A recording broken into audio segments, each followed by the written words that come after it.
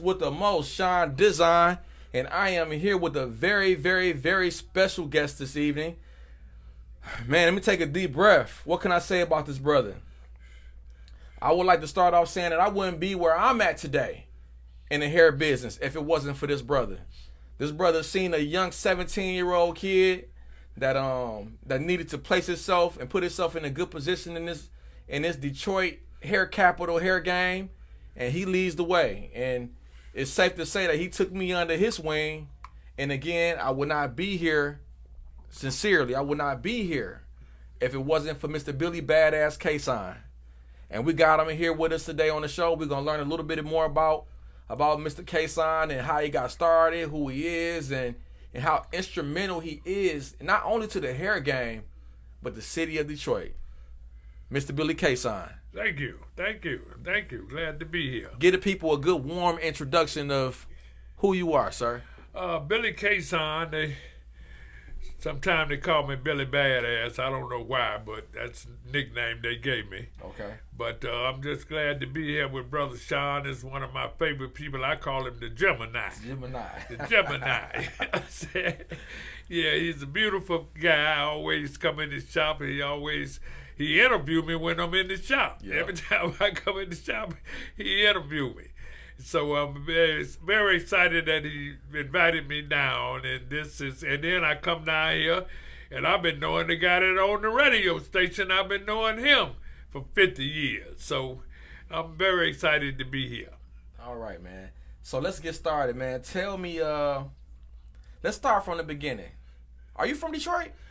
No, I'm really from a little town. Town ain't even on the map. They call it Thompson, Georgia. Okay. The reason why they know about it is right outside Augusta, 35 miles outside Augusta, Georgia. Okay. That's why James Brown was born at, so everybody know where Augusta at. But I'm from a little town they call Thompson, Georgia, right outside of Augusta, 35 miles outside Augusta. But I've been here in Detroit all my life. I left there when I was 12 years old, so I've been here in Detroit the majority of my life. Man, you have a hustling spirit. Since I've been knowing you, man, I done came to your studio and you was a photographer. I still haven't got trained in my martial arts yet. But man, you do a little bit of everything. So when you came to Detroit, what were you doing? Like tell us about when you first came to Detroit, and what was one of the first businesses or what was your work life like when you first got here? Well, I'm a Capricorn. So Capricorns, we got to get that money. Come on. You know what I'm saying? It's just in our blood. But when I first came to Detroit, I was a paper boy. Okay. I was delivered the Detroit News, and I delivered the Detroit Times, and I had a free press route. Okay. So I had 3 paper routes. One paper route wasn't enough. I had to have, I had to get the money. I got to get the money. You understand? So I had 3 paper routes: a morning paper route, a noon paper route, and a night paper route. What year was this? Oh man, you wouldn't even thought about it. This was in 1950. I got here in 1952. So it's had to be about 1953, 1954, in that area, somewhere in that area. So, it's been a while. Yeah. The hair game. The hair game got started when I was youngster. I used to go get my hair processed down on 12th Street, down with Billy Milliken and Martins, and a lot of them guys did hair. Okay. And I saw all them guys doing my hair. They was riding in Cadillacs. I said, what the hell's going on there? So I say, I got to get a piece of this. Uh-huh.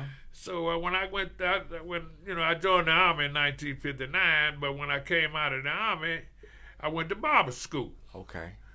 And where was the barber school at during this time? Say it's the same place it is now. At that time, it was on Adams, but they moved from there to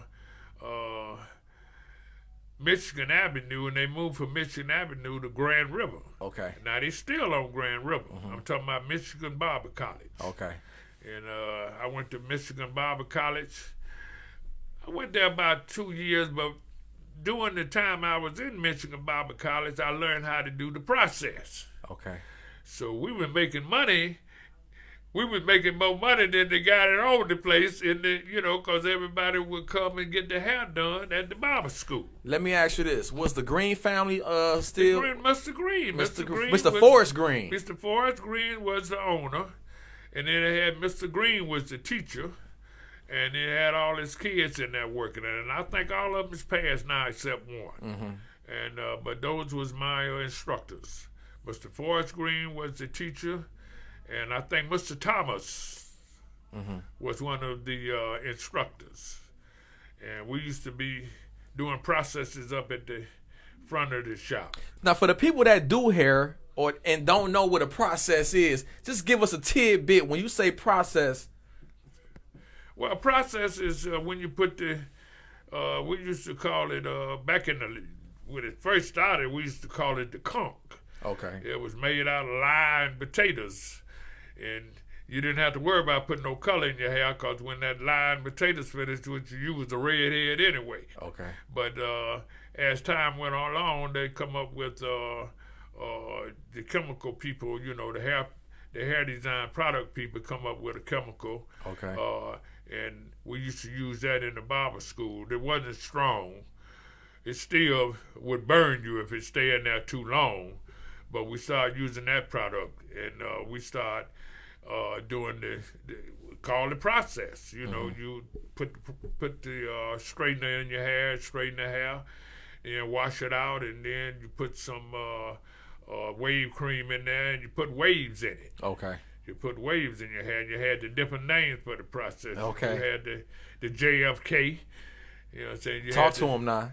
You had the straight back with the waves, with the two pump waves in the front. Then you had the Tony Curtis. Okay. You know what I'm saying? We was all trying to look like the white folks did. Okay. But I used to wear the straight back like Smokey, so everybody used to call me Smokey back then. Back then? Yeah, I used to call me Smokey. I used to get a lot of girlfriends, man, from Smokey. Yeah, he looks like Smokey. I said, yeah, baby, but I can't sing like Smokey. I can't sing like him. You know what I'm saying? But I'm telling you, them was the days. Them was some beautiful times. Really? Yeah, man, beautiful times, man. I had a white on white deuce and a quarter with a red interior. I used to drive down the street with the top back. Mamas would grab their little young daughters and run in the house. Don't look at him. Don't even look at him. Don't even look that don't way. Don't even look at him. Police stopped me on every corner. With this car. Because I looked it so young, you know what I'm saying? But I was working, making money, doing hair. So people was making money in the hair business. Man, back they was then. making so much money doing it. If you could lay them ways, brother, you was getting paid. Although the hair, each hair design that you did only maybe cost $8 to $10, but $8 to $10 back in them days was a lot of money. Okay. And shoot, well, my car note on that deuce wasn't but $100 then.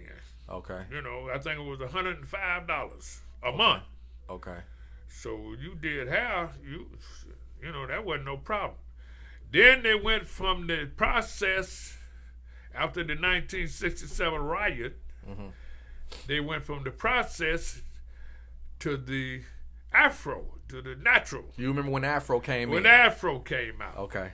Oh, man, that hit us hard, the barbers, that hit us hard. Okay. Because we were getting $10 to $15 for a regular style. Then if you got the Tony Curtis, you had $15 for that.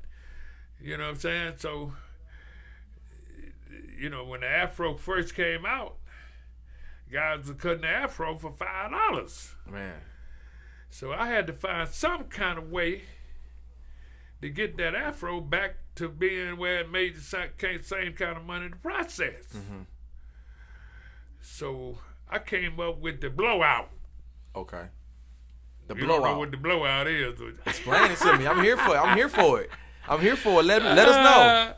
That way you take a guy with a short natural, you know. Okay. See, black folks' hair is really longer than what it looks, right? Because it I won't say bald up, but it's curly. It's actually a tight curl though. So you take that hot straightening comb and you straighten that hair out. You straighten that curl out, and you make that curl longer. Then you take your pick and pick that hair out. So when you had a little afro, you ended up with a big afro. Right. And then you had to be very careful not to cut too much off of that top. Okay. Because when that afro shrink back down, if it was smaller than what that guy wanted it to be when he came, he in trouble. He mad as hell. Let me ask you a question. When I see old photos, whether it's people that was in a Black Panther Party for self-defense or just black folks that wore their hair natural back then, even sisters, right? The afro seems so perfect all the way around. Yeah, well, see what you did, you took that pick and picked that hair out, and then you shaped it. But like I say, you didn't cut too much off. You actually just used the scissors and just shaped that afro kind of shaped that afro with them scissors.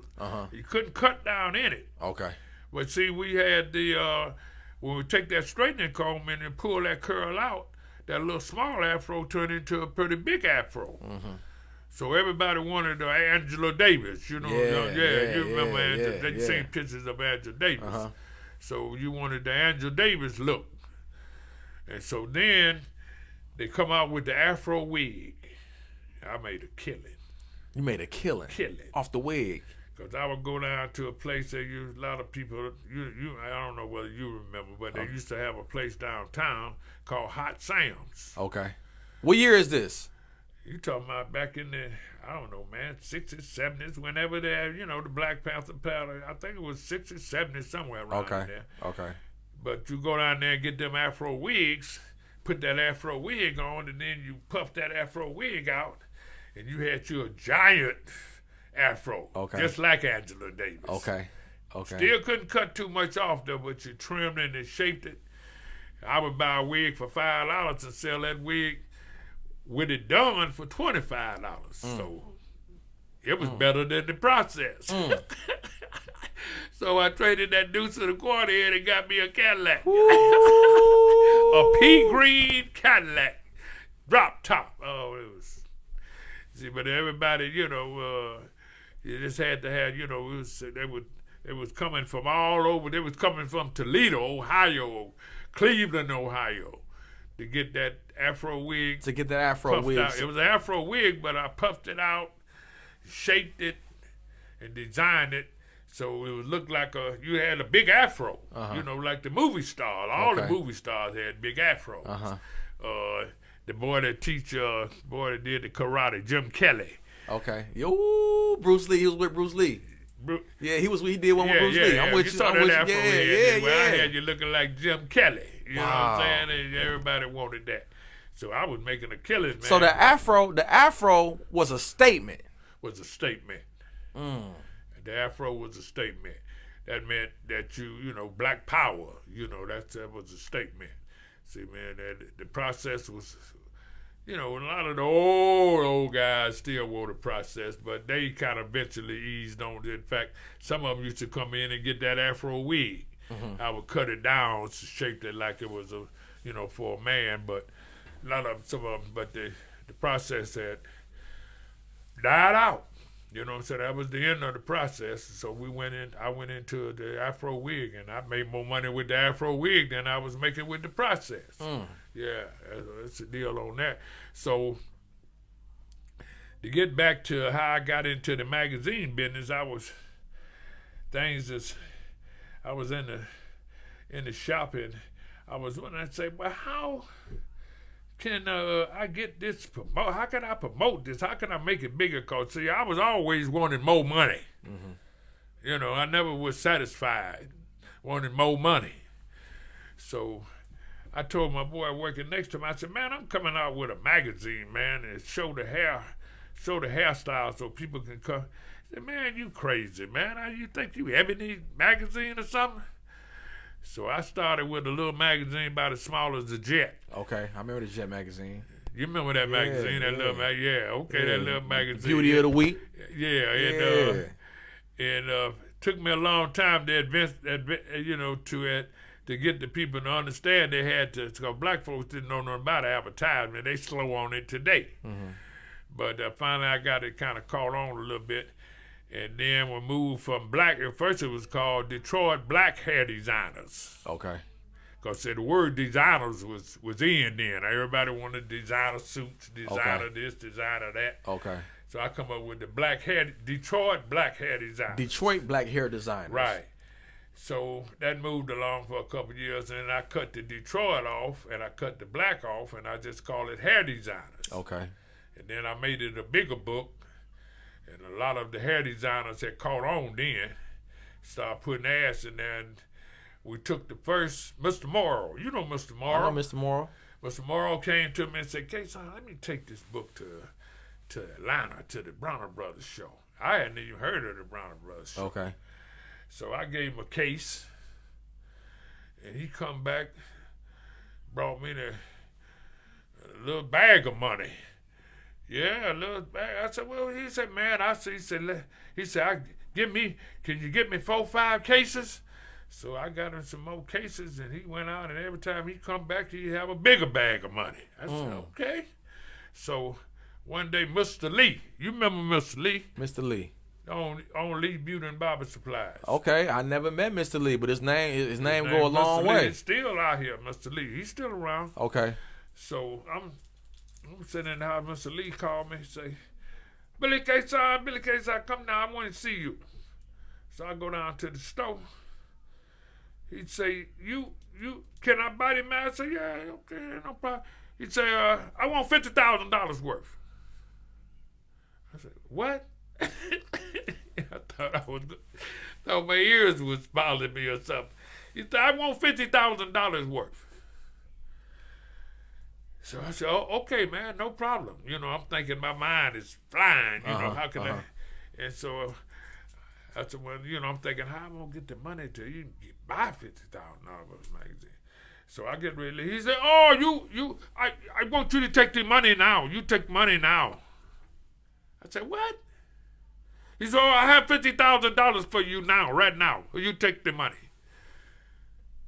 So I'm like, I'm dumbfounded. 50,000 cash. 50,000 cash. Then he gave it to me. You going to count it? Man, I'll count it. I'm shaking like a leaf. I'm shaking like Don Knox, man. $50,000 right there in front of my face. I think it might have been all in $100 bills. I didn't know what it was. So I wasn't going to dare to try to count it. I ain't never counted no $50,000 in my life. So I put the money in a bag and put the money, like to sit on put the money in the car seat. I sit on the money, make sure it wouldn't fall out. Absolutely, you're damn right. I sit on the money and drove the money home. And when I got home, me and my daughter, she's very professional. She counted it, and it was $50,000 to the penny. So I called my company that printed magazines. I told them, I said, man, I need a certain amount of magazines. You know what I'm saying? He said, well, what year was this? Huh? Well, give me a timeline. I don't know. It was in the 80s. I know it was in the 80s. Yeah. So I got back and I delivered Mr. Lee his $50,000 worth of magazines, and it took off. It took off. I started getting orders throughout the country, not just America. I started getting orders from. I had magazines in Russia, man. I had magazines in Canada. I had magazines in Africa. Little old lady, ooh, I come to America. I said, okay, baby, ain't no problem. No, I want you to bring me to America. I said, yeah, baby, you look like Armand. You on the next plane. Yeah. You look like Bula Bula. You I ain't trying to make fun of nobody. Bula, yeah. Hey, I say, hey. But it is what it is, you know what I'm saying? But the magazine took off, man, and it made history.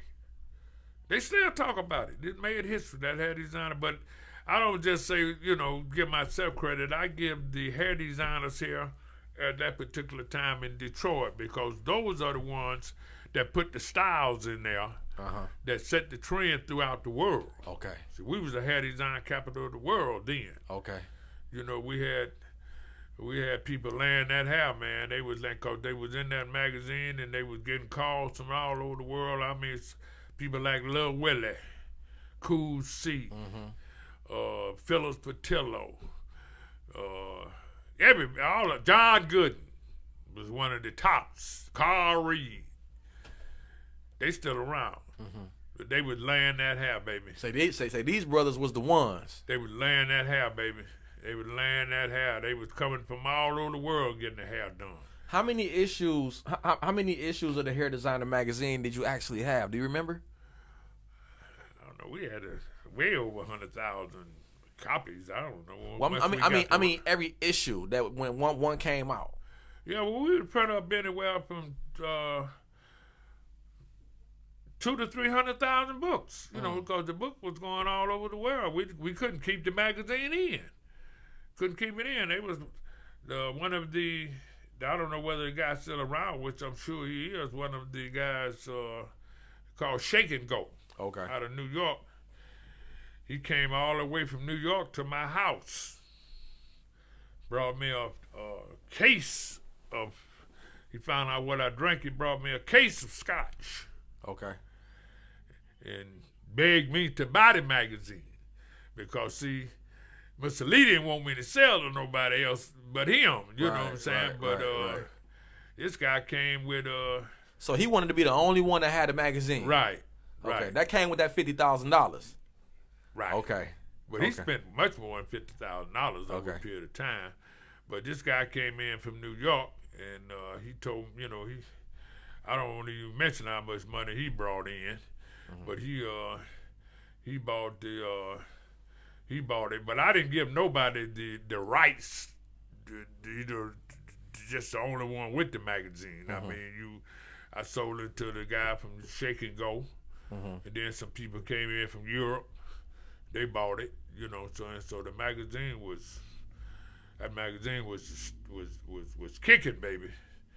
So that lasted for a year. But see, when the internet came in, that only didn't mess my business up. It messed the publishing business up. Period. Hold that thought, Mr. Cason. Listen, guys, listen. You are watching Put You On Radio, Put You On Podcast, streaming on Facebook, YouTube, Twitch, and Twitter, and other top social media platforms. Please like, follow, share, comment, and subscribe. Thank you for watching WJZZ Cool TV, the coolest station in the world.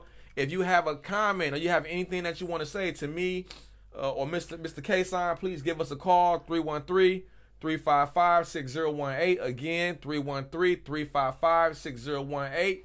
We got the legendary Mr. Billy Badass Cason in the building with us today, and I'm learning a whole hell of a lot more than what I knew about what was going on in the hair game, not only in Detroit, but around the world in the 50s, 60s, and the 70s.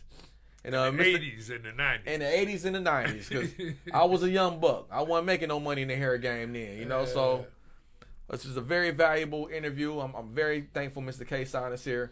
Mr. Cason, you mentioned the internet. Yeah, when the internet came in, it messed the printing business up. Okay. We still did some magazines.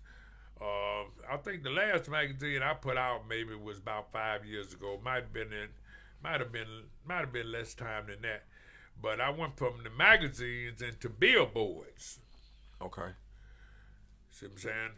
And once I got into billboards, that was a big plus, because when people see you on a billboard, you buy them yourself. People see you on a billboard, they think you show enough stuff, because you're up there with the politicians, doctors, lawyers. So now we do the billboard. We're in the billboard business now, but we're still in the advertisement business. Because, see, black folks got to learn, you got to market your product. Come on, talk about it. You can't just do what you do and they think somebody can look at you and say, I know you got to market your product. You got to let people know what you do. So that's the main thing. See, white folks just got billboards everywhere, got all type advertise everything. But we like to, we'll get the business, we'll get the billing, put the product in there. A lot of times we forget the security. And so somebody break in there and steal all your product before you can even get started. But you gotta, once you get that security, you gotta get advertised. You gotta advertise. See, most black business people fail because they don't advertise. They don't want to spend that money. Advertising is expensive, and it's the reason why it's expensive, because you advertising. All the white folks advertise everything, whatever they do. Even if they murdering people, they advertise. You know what I'm saying? You get your best hit man here. So you got to advertise. It's crazy you say that because even today with all the internet and all the you can even buy advertising through these social media websites, right? Right. But it's nothing like old school advertising. So when you driving down the street and you look up and people see you on a billboard, they say, "Oh, he must be the stuff." He is. Everybody, when you got something free, everybody on it. So you can't really distinguish who's what. You know what I'm saying? But when you driving down the street and people see your picture on a billboard, it's, oh, he on a billboard. Well, he must be the man. He's serious business. Yeah, he on serious business. And so, you know, I tell all the stylists, I put whoever buy a billboard, put your picture up there, because people will stop and look at a picture, then they'll read. Just don't put writing up there, you know, because reading ain't our favorite game. You know what I'm saying? So you got to put your picture up there. But when they see you on a billboard, hey, you the stuff. I want to ask you something. I want to take a dive off into hair shows, because I remember that when I was young, hair shows were so big. Every season of the year, whether it was Easter, Memorial Day, Christmas, whatever, it was always at hair shows. And I used to see photos of hair shows with all types. I remember one lady had a school bus in her head. Like they used to show out, man. Like the hair show, but they advertise on the radio, throughout the salons, throughout the streets. I don't know if they is as big as they were back then, but I want you to expound a little bit on hair shows. You didn't get a chance to go. We know we just had one last Easter. Standing room only. People like to see, we in our heart, black folks, we actors anyway. We like to show. We like to come out and we like to show out. You see, that's in our blood. It's in our that's how they bought us from Africa. They didn't buy us with money. They bought us with shiny stuff. The most shiny stuff the chief had on, he looked better than the other chief. So we like to show out.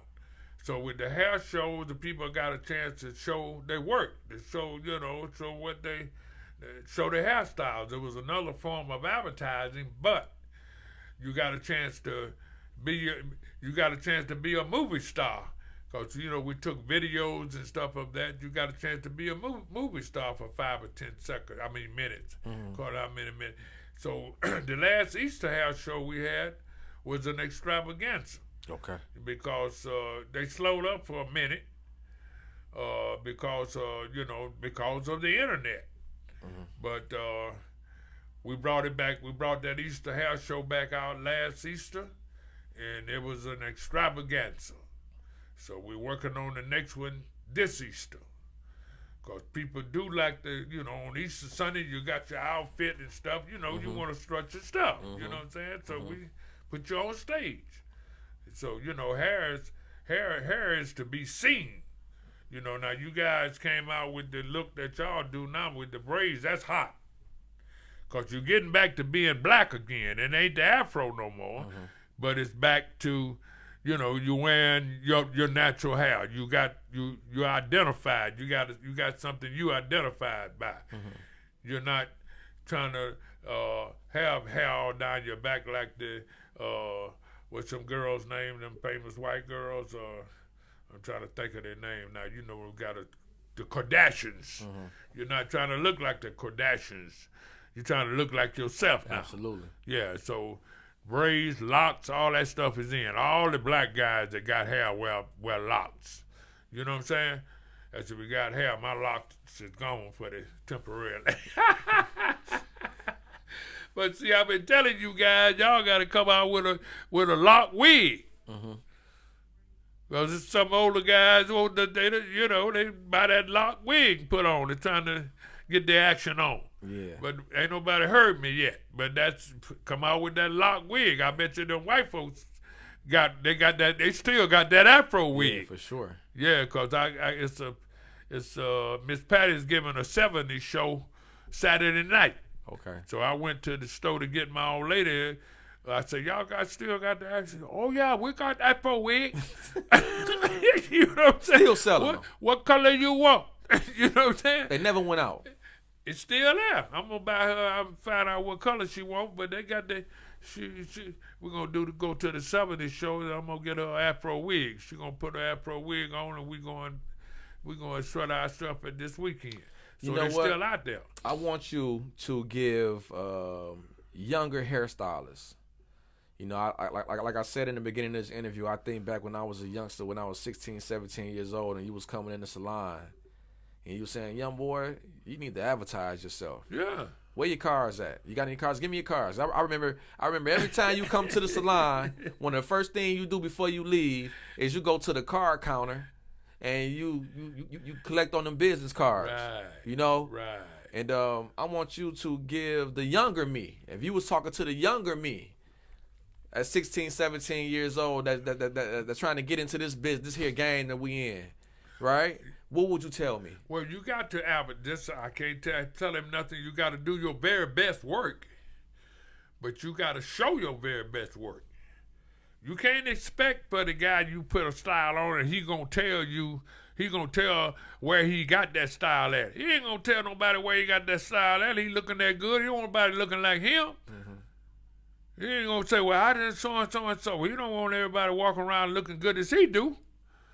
So you're going to have to let people know. Now, he'll let you take a picture of him for sure, and put him on television or on a bill. He definitely let you take a picture and put him on a billboard. So that's what you do. You take your very best work and you take a picture. Now, with these phones, you can take pictures of your own pictures. For sure. And then you call me, and then we have my graphic designer put that together for you, lay you out something real slick. And we put you on a billboard, and you advertise that, just like you do. Excuse me. Just like you do. For sure.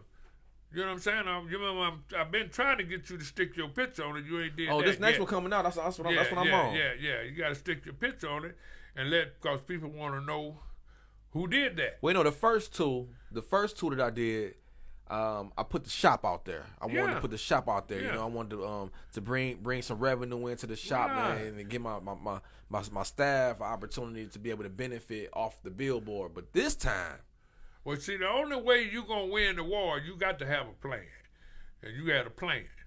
See what I'm saying? Everybody got a plan. Don't nobody win a war without a plan. You know what I'm saying? So you got to have your plan. You have your advertisement plan. And then you execute that plan. And you keep executing the plan. Okay. See what I'm saying? You got McDonald's, General Motors, time you turn the television on, they never stop. They never stop. It's a new one. Okay, how much money they get? The more money they get. I see Mike Moore so much I see him in my dreams. Yeah, for sure. You know what I'm saying? What's that lady's name? I can't even think of her name. The lady lawyer. It starts with a G. I can't think of her name. She everywhere. But she everywhere. Sam Bernstein. You everywhere. Can't drive nowhere. You see he ain't here. He ain't here. In your head. You understand? We're 1-800 call Sam. I done heard that shit so much. Yeah, you got it. You know what I'm saying? It memorized in your mind. They advertise. That money, that's how they make their money. You advertise. You see what I'm saying? You got to advertise. Like, before you can get from here to downtown, you done saw 25 billboards with Mike Morris on it. If Mike Morris ain't in it, Sam Bernstein on it. He spend that money. What's that other boy's name? I can't think of his name, but I mean that girl's name. I can't think of her name, but they done bought her out. She started it out, but they done ran over her. You know, I see all the medical marijuana billboards. Now, everywhere. They're all over the place. You come here and get free weed. Yeah. Yeah. Free weed. Yeah. You understand? Some of them advertise the free weed. I seen one that had a balloon in the air with the airplane with the balloon behind the airplane circling around the dispensary, and they was already had a ton of people in there, and they had the airplane in the sky. I said, God damn. Advertisement. That's the key to success. That's the key to success is advertising. Well, Mr. Cason, I really appreciate you. Thank you for coming. I want to keep you here for a little bit longer. You say you want to step out and talk to Roger. I got to get my picture in front of our WJZZ sign. Yeah. So if you can hang out a little bit for me. Oh, no problem. I'm going to finish out the rest of my show. Right. I want to shake your hand. Right. And I want to tell you, not only was it a pleasure to have you here. Right. But it was a Well, let me leave my telephone. Can Yes, I leave absolutely. I mean, I want you to give everybody your information. How can they find you? If you want a billboard, how can they reach out to you? Right. Okay, it's Billboard Man Advertising is my email address. BillboardManAdvertising@gmail.com. That's my email address. My telephone number is area code 313-350-7171. I've been had that phone number forever, but I call myself the Billboard Man. Call me, and I will put your message in the sky, baby. Say that. Put your message in the sky. Y'all heard it. BillboardMan@gmail.com, right? Billboard Man Advertising @gmail.com.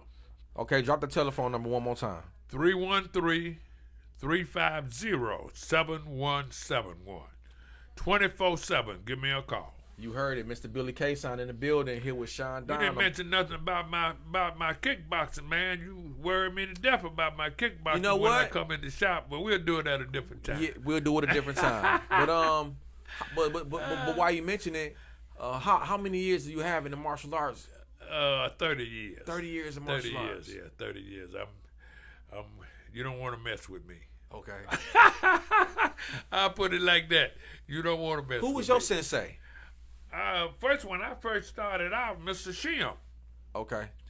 Mr. Shim back in the 70s. Okay. Then I went from Mr. Shim to Willie Adams. Master Willie Adams. You remember Master Yeah. Willie Adams? Ooh. I trained under Master Willie Adams for years in Ishinru.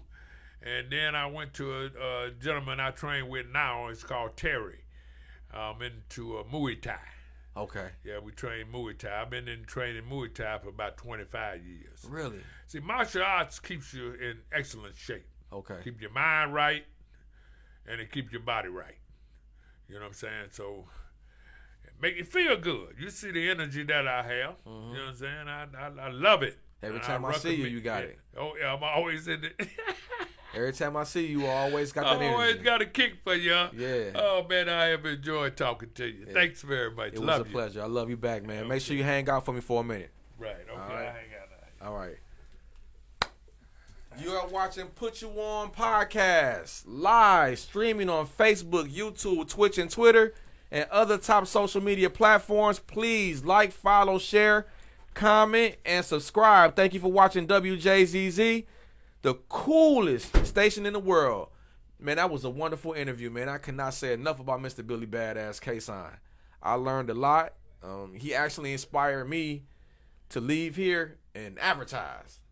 I mean, that's how I got to where I'm at in the hair game. I've been in the hair game for 20 years now, you know. But I went and it went by so fast, you know. Like I was telling Mr. Cason, I remember I was 17 years old, man, 16, 17 years old, paying him to be in the hair designer magazine. You know, I actually wish that I can get some of those I can look back and get and see some of those issues, man, because I was a young buck in the game, but 20 years later, through staying at it, advertising, and perfecting my craft, I think it's safe for me to say the game has been good to me, right? I want to move on with our show. As you know, we have our current events segment, we have sports, and we have our Boss Your Life Up segment of our show tonight. I want to talk about Tupac. Tupac has been in the headlines for these last couple weeks. It is safe to say that the Nevada PD has found the murderer of Tupac Shakur. He was murdered in September 1996 in Las Vegas, Nevada, and it's been a mystery for the last 27 years on what happened to Tupac. Well, we know what happened to him, but who was the alleged shooter and what happened to him? Well, based off of the information that I received, a brother named Keefe D. has been arrested. All fingers point to Keefe D. And check this out. Keefe D has done podcasting and he's wrote a book. And during his podcast, he did podcasts with Vlad and a few other podcasting platforms. The brother told on himself. The brother actually admitted that he was in the car. He actually admitted to what he seen before Tupac and Suge Knight got shot. He even went as far as saying what was the physical response to Tupac and Suge Knight after or during the shooting. What Tupac was doing. What was Suge Knight doing? Was Tupac trying to protect Suge Knight? Was Tupac trying to exit himself to the back of the vehicle? And the two brothers that was with him, one was his nephew, Orlando Anderson, I believe his name was. He was actually the brother who got stumped out in the casino, right? And it was another brother in the car from New York. I forget his name. But Keefe D even went on to say that a record company paid out signed $1 million check and gave it to one of the guys in the car, and he never received anything. And I don't want to speak on facts because none of the information that I have is factual until Keefe D actually is found guilty for the position that he's played. But through all of the YouTube and news and Vlad and all of the stories, this information is available. Not only is it available, Keefe D wrote a book. He wrote a book titled something along the lines of The Baddest Man in LA or something like that. If you Amazon Keefe D book, KEEFED, it'll pop up. I haven't ordered it just yet, but I'm gonna get my hands on it. It's a tell-all. In this book, he told everything. Vlad interviewed him 4 months ago, and during the Vlad interview, the brother went on to say Vlad would ask him a question, and Keefe D would actually try to steer away from answering the question, but then Vlad will say, well, you put it in the book, right? He will say, well, I'm asking you the question because you put it in the book. And Keefe D will say, well, just go read the book, right? But I even seen an interview of Keefe D that says he went on to say Vlad asked him a question about about what he saw. Was he there? If what he saw, if what they say happened, was it true or was it not true? This brother went on to say, ... I was there. So if you were there in that white Cadillac that night that Tupac Shakur was murdered in September of 1996 on Las Vegas Boulevard, you know a whole lot more than what you're saying in your podcast. And they did book him. They did place him under arrest. He has yet to been found in a trial. That's upcoming news, you know. But how do you feel? Like, do you feel like it's even worth it at this point to even, well, not that it's not worth it, because Tupac has a family, right? Case never been closed. They never got the answers on who murdered this brother. Tupac was 25 years old when he died, right? And one thing that came to me today when I was at work and I was doing my research is that a lot of the blame was on Biggie. Remember the whole East Coast, West Coast beef, right? The way the media and the way rap and people described it, they described it like Tupac had a problem with Biggie. Biggie had a problem with Tupac. Tupac hit him up. Biggie dropped Who Shot Ya. They mentioned each other on more than one time, talking about just dissing each other. You know what I'm saying? And it was a whole lot more going. I know that for a fact. It was a whole lot more going on with Tupac than his relationship with Biggie. You know, but these brothers was both 25 years old. They were kids, you know, and they had the whole East Coast, West Coast beef on their back. Now, if in fact Keefe D and the people who was with him in that car that night was responsible for Tupac being murdered, did Biggie Smalls just lose his life just as a casualty? Like, was he just a casualty to the East Coast, West Coast beef? Did that brother really have to die? What was the beef really all about? I mean, again, they were children. They was kids. It was 25 years old, you know?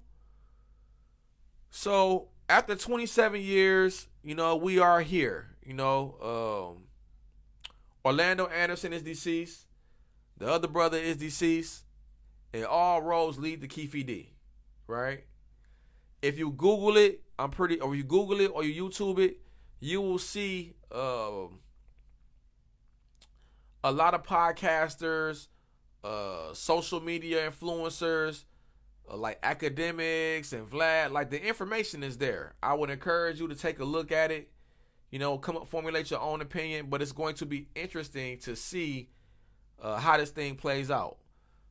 We do know that it was gang banging activity. You know, we do know that Keefe D was a gang banger, and Orlando Anderson was a gang banger, right?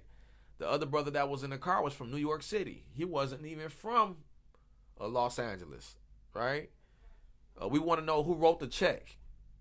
Who wrote the $1 million check that this brother had in his pocket? Was it a hit?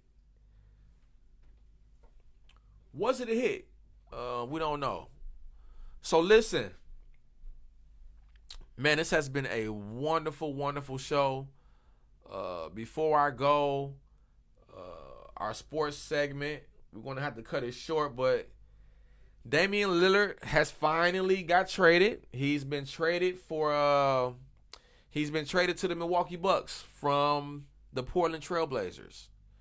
So it's going to be interesting to see him team up with the Greek Freak and to see how that plays out. Damian Lillard has been with the Portland Trailblazers for I want to say 12 years. Don't quote me, but he's been there for some time, and it's going to be exciting to see how all this plays out. Did you guys see Jimmy Butler's bob cut the other day? Man, this brother showed up on TV for his season picture with the whole bob cut, with the whole straight down. I will ask Mr. Cason what you call that if he was still here. But, yeah. Damian Lillard has been traded, finally. So it's going to be interesting to see what happens on the Eastern Conference of the NBA. You know, I write sports for the Detroit Smart Pages. I definitely will do a write-up on that on our next coming issue. So please check that out. Boss your life up. I'm going to leave our Boss Your Life Up segment with Mr. Cason today. Advertise. Sell yourself. Somebody got to know what you're doing, man. You know? So sell yourself. Put your business out there. Don't be scared to spend the money. Reach out to Mr. Cason for a billboard. I'm actually paying for mine now, and I can't wait to get it out there. So thank you again for listening to Put You On Podcast. I'm your host with the most, Sean Don. This was another great episode and another great time to spend, another great opportunity to spend with you guys for the night. You guys take care. Be blessed. I'll see you next week.